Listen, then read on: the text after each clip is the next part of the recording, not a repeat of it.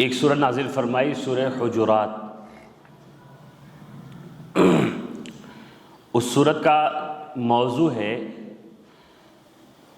زندگی کو سلیقے سے گزارنا۔ زندگی گزارنے کے آداب اس سورت میں سکھائے گئے ہیں۔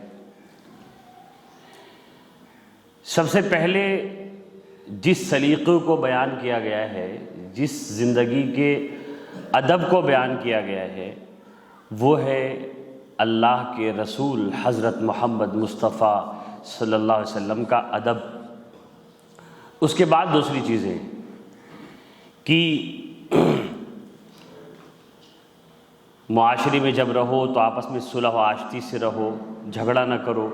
جب مسلمانوں میں اختلاف ہو تو صلح کراؤ، کسی کو برے نام سے نہ پکارو، برے القاب سے نہ پکارو۔ لوگوں میں ذات و برادری کا فرق نہیں ہونا چاہیے، سب ایک برابر ہیں۔ فرق تو تقویٰ سے ہونا چاہیے۔ ایمان دل سے لے کر کے آؤ، زبان سے بولنے کا نام ایمان نہیں۔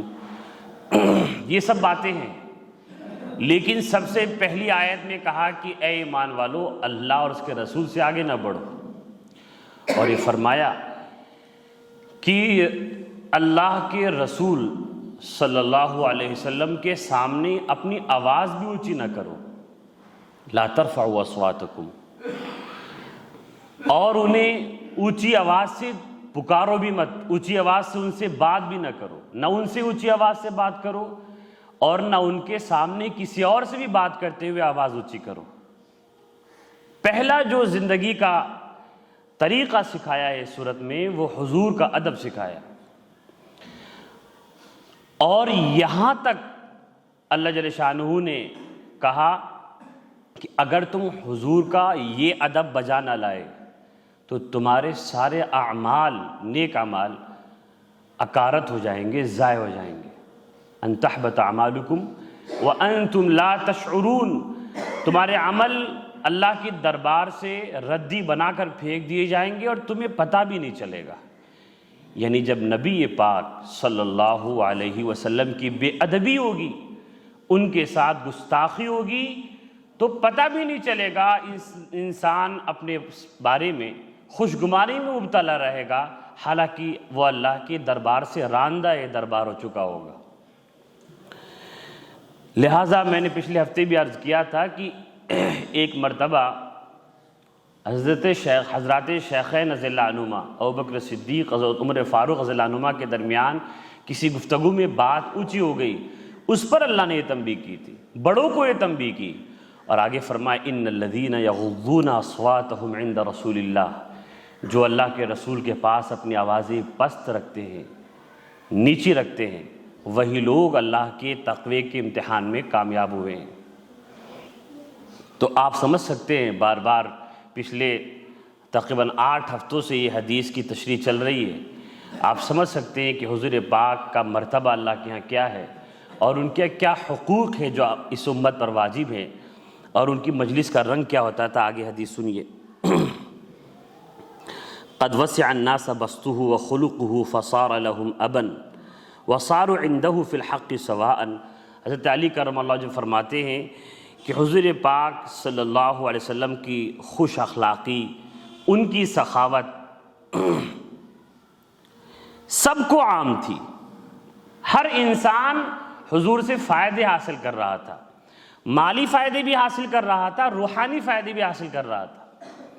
حضور سب کو دیتے، فرق نہ کرتے، مسلم اور غیر مسلم میں فرق نہ کرتے، بلکہ دوست و دشمن میں فرق نہ کرتے۔ یہودی بھی آ کر جو سخت کینہ رکھنے والے تھے دل میں، وہ بھی حضور سے خوب وصول لے کر جاتے، حضور کے اخلاق کریمانہ سے وہ بھی مستفید ہوتے، حضور کے عطا سے وہ بھی فائدہ حاصل کرتے۔ بلکہ ایک مرتبہ تو ایک یہودی نے حضور پاک کو قرض دیا ہوا تھا، حضور نے قرض لیا تھا۔ اب یہ بات ذہن میں آتی ہے بار بار کہ حضور یہودی سے قرض کیوں لیتے تھے؟ حضور کے سارے صحابہ موجود ہیں، ذہن میں بات آئے گی نا، عثمان غنی بھی ہیں، عبد الرحمن بن عوف، بڑے بڑے صحابی ہیں، اور حضور کو قرض لینے کی ضرورت پڑ رہی ہے۔ ایک تو یہ بھی مسئلہ ہے، میں پہلے بتا چکا ہوں، حضور اتنا خرچ کرتے ہیں دوسروں پر کہ سب کچھ ہوتے ہوئے ہاتھ خالی ہو جاتا تھا۔ پھر یہودی سے قرض حضور کیوں لیتے تھے؟ اس کی بہت سی وجہیں، ایک وجہ یہ کہ اپنے لوگ قرض نہیں دیں گے، واپس نہیں لیں گے، وہ یہودی ہوگا تو واپس لے لے گا۔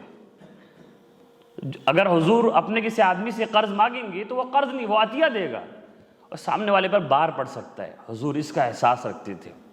یہودی ہوگا، قرض لے گا تو مطالبہ کر کے واپس لے گا، اور یہ بھی تھا تاکہ حضور پاک کے اخلاق کریمانہ سے، ان کے حسن معاملہ سے سب لوگ واقف ہوں، غیر بھی حضور کے اخلاق سے واقف ہو۔ چنانچہ ایک یہودی سے حضور نے قرض لیا، مدت طے ہوئی تھی کہ اتنے دنوں تک واپس کرنا ہے، وہ پہلے ہی آ گیا اور جھوٹ بولنے لگا کہ وقت پورا ہو گیا۔ صحابہ کرام بیٹھے ہوئے تھے اور بدتمیزی کرنے لگا، بری زبان بولنے لگا، بلکہ حضور کی چادر بھی کھینچ دی اس نے۔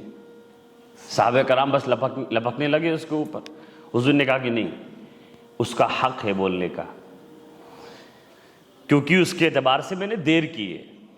کیسے اخلاق ہے، شہنشاہ شاہ جہاں ہے حضور، ایک اشارے پر صحابہ جان دے دیتے، لیکن منع کیے نہیں، بولنے کا حق ہے، بولنے دو۔ اور پھر کہا کہ ان کا قرض واپس کیا جائے، اور جتنا قرض لیا تھا اس سے بڑھا کر دیا۔